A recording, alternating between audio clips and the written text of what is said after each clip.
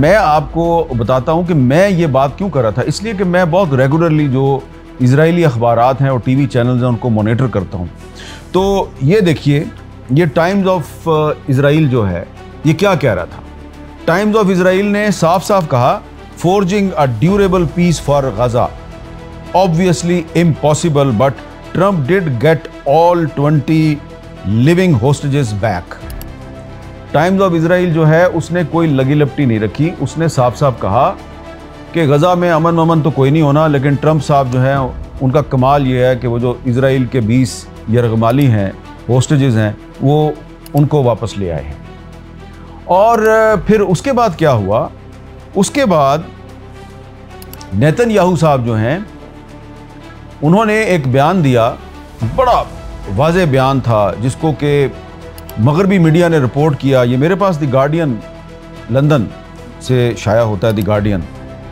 ये इसकी स्टोरी है, हेडलाइन है। ये क्या कह रही है, Israel will disarm Hamas and demilitarise Gaza says Netanyahu.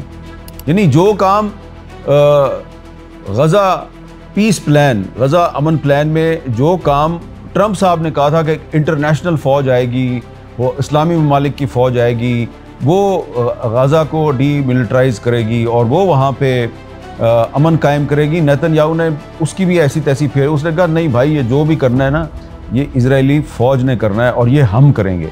तो इसके बाद तो कोई शक की गुंजाइश नहीं रह गई थी कि जो ट्रंप का गजा पीस प्लान है उसका कोई मुस्तकबिल नहीं है, उसने कामयाब नहीं होना। लेकिन आप देखें कि पाकिस्तान समेत बहुत से जो मुस्लिम ममालिक हैं उसके जो हुक्मरान हैं वो अपने अवाम को ये समझाने की कोशिश करते रहे, उनको ये दावे करते रहे उनके सामने कि जनाब हमने ट्रंप के साथ मिलकर एक बहुत बड़ा काम कर दिया है और हमने तो गजा वाले जो हैं उनको अमन दे दिया है।